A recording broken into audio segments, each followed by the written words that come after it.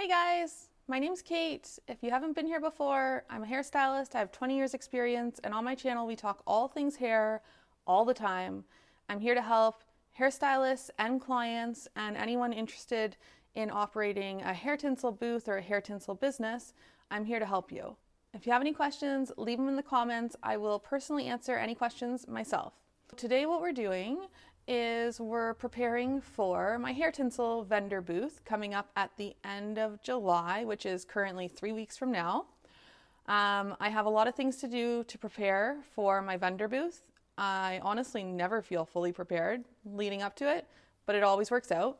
But today we're just going to go through and see what I currently already have ready to go and talk about what I still need to do. And yeah, hopefully if you are thinking of offering hair tinsel in any way, shape, or form as a business, this can help you make sure you're prepared with everything you need. Okay, so first let's just go over my booth really quickly. This is kind of boring, but it's really important because it's what people see when they're walking up or from a distance. It's what's going to attract them to your service. So I do have a canopy tent. That's really important to protect yourself from the sun, the rain, all the elements. So I have a 10 by 10 canopy, and then the canopy tent also has one wall that it comes with that's like attachable or detachable. So I put that one wall up in the back, and then I do have these additional walls. So can't really show you right now, but those are additional walls to go on my canopy tent, so that I have all three sides and then just my front end is open. I actually need to buy another one of those because this year I have to close my tent at night. So I'm gonna have to put a fourth wall up and like a sign that just says closed so that no one goes inside of my tent and messes with anything.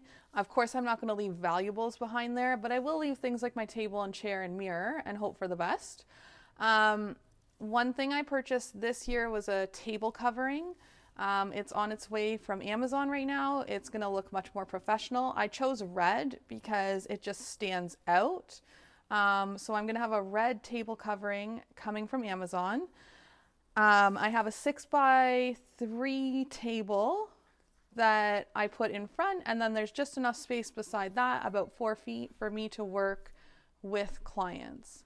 And actually install the hair tinsel.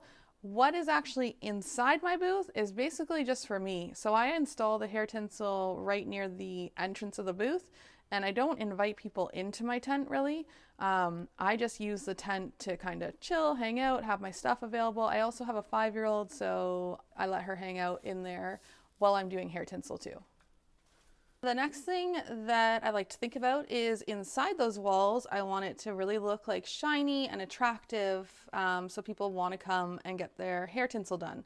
So last year I lined the walls with some party tinsel, and I think I'll do that again this year. Last year I did save what I used in case it's usable again. Because this is all your bottom line, guys. Like everything you spend on decorating your booth is cutting into the bottom line of your profit. So here is some tinsel I used last year to give you an idea. And I just hung that around the booth, and it really made it shiny, attractive, pretty, and made people want to come up and check it out. So this year I have some new foil curtains that I'm going to hang up, just colorful ones. And then I have this foil chandelier, which let's open it actually and have a look.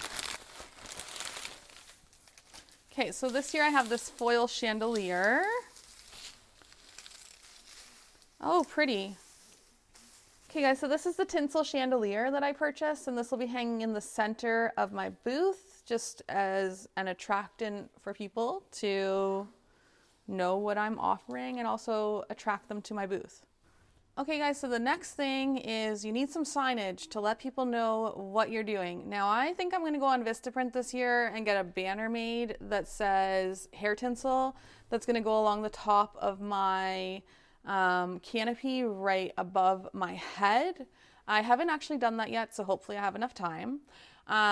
If all else fails, I do have my signage from last year, which again, I want to have printed professionally. Last year, I just had to make what I could in the time I had, and it was my first year doing it. So actually, to go in front of an old fireplace, I got it from an antique shop, and then I painted it black here with chalkboard paint and used some chalkboard markers to write the sign out myself. So it just says hair tinsel applied with a micro bead, easily remove it at home, lasts up to 6 weeks, debit, credit, and cash accepted here. So you do need to make sure you're letting people know what it is that you're offering, how long it's going to last, and how they're going to remove it themselves. Because this is a hair extension and people don't know how to take it out or when to take it out, and it can be really bad for their hair if they leave it in for too long. The next thing is you want to have a sign that says how much your service is. Here's my sign that I used last year, and I'm going to need to go on Vistaprint and have this made a little bit more professional this year. Last year I didn't have much time to prepare and I just had to make everything myself. This is what I was offering last year: 1 microbead for $20, 2 for $30, or fairy hair for $60. I may revise that a little bit. I've been brainstorming and working on some ideas for this. So stay tuned and I'll keep you posted what I actually use this year. But I did want to show you guys these signs because it is what I used last year, and if all else fails, I can still use these signs. They did fine. I have another video where I talk about how I made $1,300 in one day last year doing hair tinsel at a concert. So if you're in the right setting, around the right people and lots of people, foot traffic, and people are having some drinks especially, I find helpful, you will sell hair tinsel. It is something that people want. Next, I'm going to show you guys my luggage bag that I use, and we're just going to go over what I have in here. This is it here. It's my Bellamy extension bag here. It's got 4 wheels, so it's really easy to maneuver around. It's got this here, which is really helpful. Inside, it's got this compartment up top. And then, if you open that up, it opens up down here too. And that is all of my hair extension stuff. So these actually come right out. As you can see, I can take them out and put them back in. So they come right out. And I put these on my table at my hair extension booth. So I'm going to stand up and I'll be able to show you guys this better. Okay, so that is my luggage bag, my toolkit, whatever you want to call it. And we're just going to go over everything that's in it now that I've shown you that. So those little drawers, little plastic drawers that I just pulled out, and I have 2 of these. When I get to the festival, everything comes out of that luggage case and I put it on the tables. This and the other matching one of these. And on here, you'll see I have it labeled. So 1 is Starlight, 2 is Rainbow, 3 is Green, and those are in here. So I have my Rainbow, or that's my Starlight, sorry. Starlight, Rainbow, and there is Green in there too. And then my next one there, you can see we have Gold, Red, and Magenta, and that's what's in there. So this way I stay super organized because things get crazy and they get busy. I do this on my own. I don't have any assistants to help me, so I have to keep it organized and as tidy as I can while I'm working. In my other drawer, I have my micro beads and my tools, and then I also have this tray, which when I showed you the suitcase, it's just like sitting on that top compartment. This tray is full of all sorts of goody tools that I need. So in here, there's just a whole bunch of like clips and spare things that I don't typically need, but I might.